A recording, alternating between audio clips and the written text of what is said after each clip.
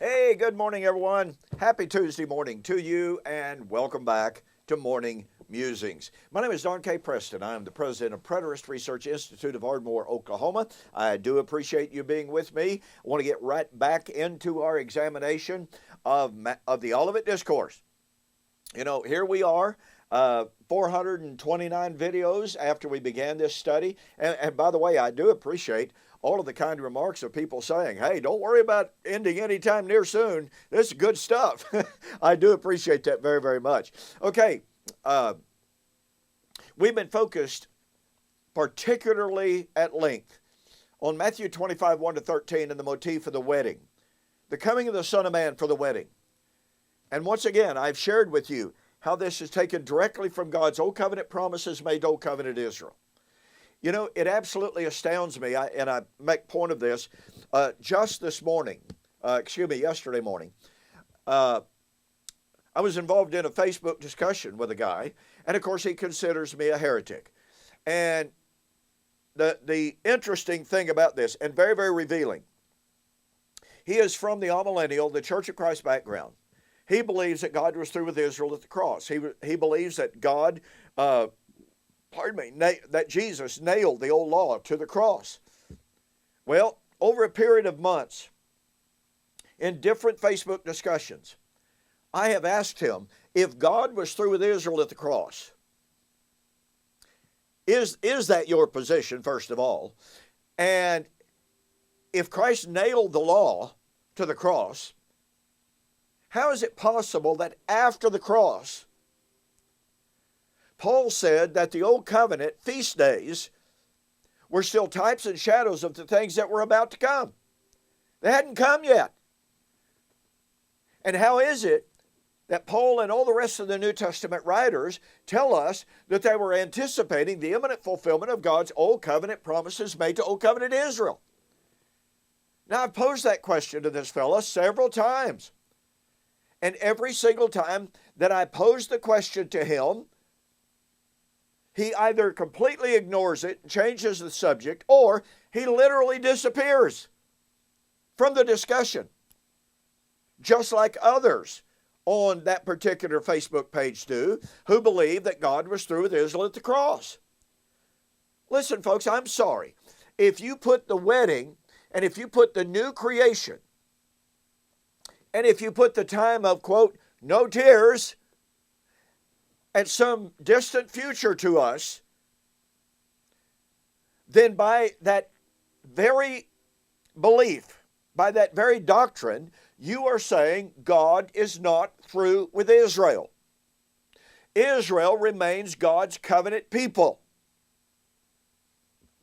The wedding has not taken place. So,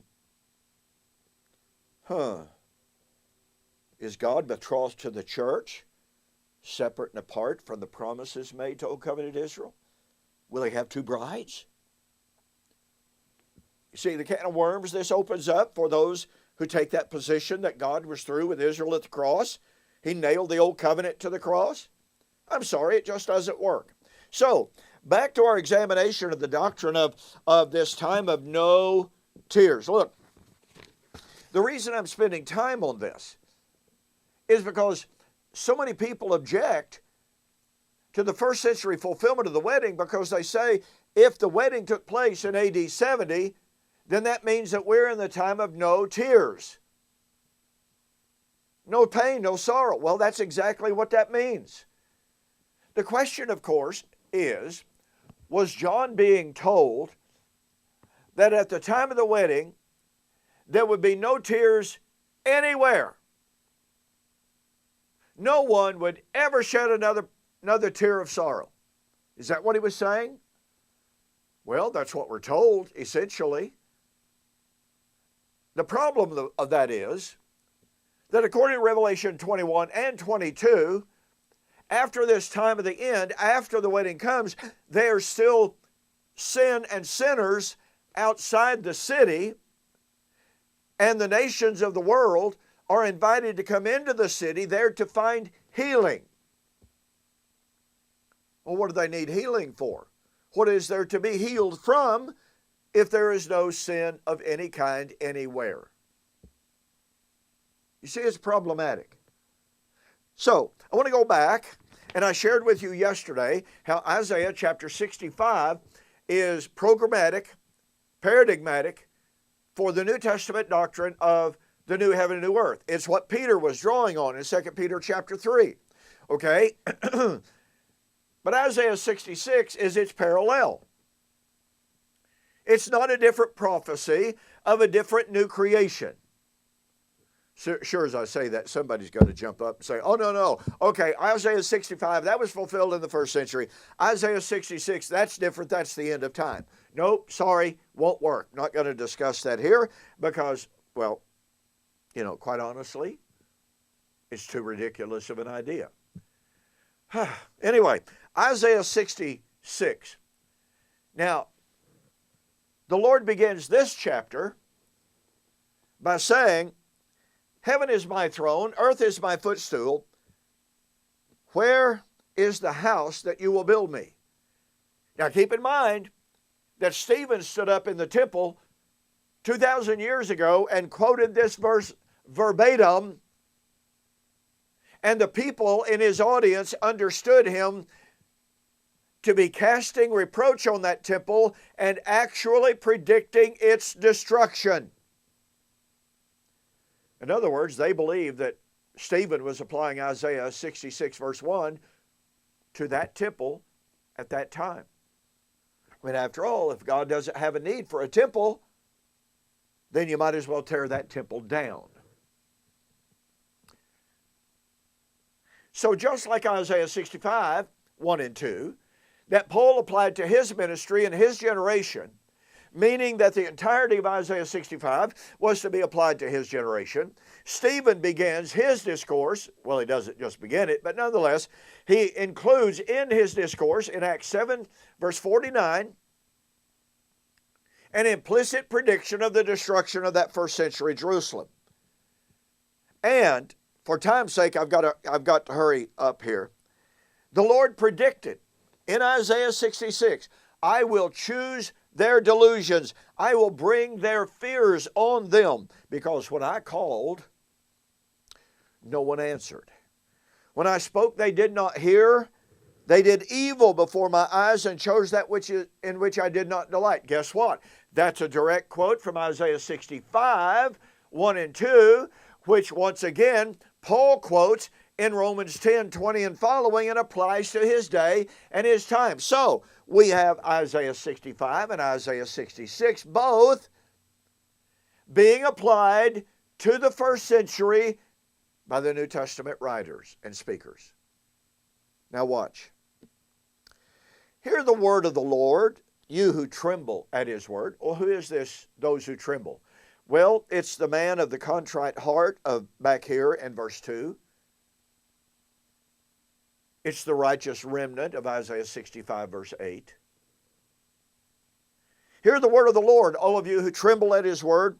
Your brethren who hated you, who cast you out for my name's sake, said, let the Lord be glorified, that we may see your joy, but they shall be ashamed. I have to tell you, this is a more than remarkable passage.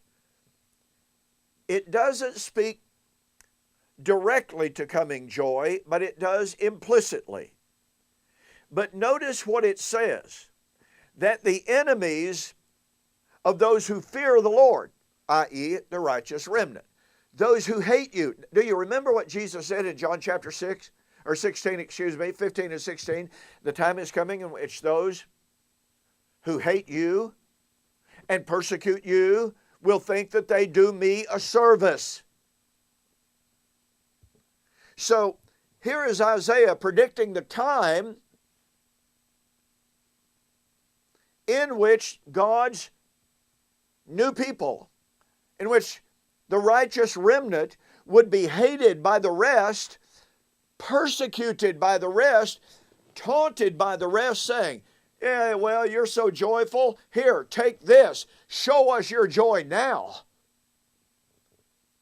That's what's lying in the, just under the surface of Isaiah 66, verse 5. The time of persecution for God's elect was going to come. And Jesus said it was coming in his generation. And the Lord said, but you know what? When they treat you that way, when they hate you, when they treat you spitefully, first of all, Jesus said, blessed are you when men shall persecute you and revile you and say all manner of evil against you falsely for my name's sake, for great is your reward in heaven. Matthew chapter 5. And so now, see, this is echoing. That's echoing Isaiah 65. So the Lord here is saying, I'm going to make those who hate you and persecute you, I'm going to make them ashamed, which means he's going to turn the persecution against them. Okay, gotta hurry up here. Verse 10. Rejoice with Jerusalem. Be glad with her, all you who love her. Rejoice with joy with her, all you who mourn for her, that you may be fed and satisfied. See, this is chapter 65, 13 and following. With the consolation of her bosom, that you may drink deeply and be delighted with the abundance of her glory. And so once again, what do we have? We have a prediction of the coming destruction of Jerusalem. And yet, flowing from that destruction in the new creation is a time of joy. A joy for all of those of humble and contrite heart, for all of those who love the Lord and keep his word. Once again, joy in the new creation flowing from the wedding. And of course, we've got more. So I'll see you on the flip side.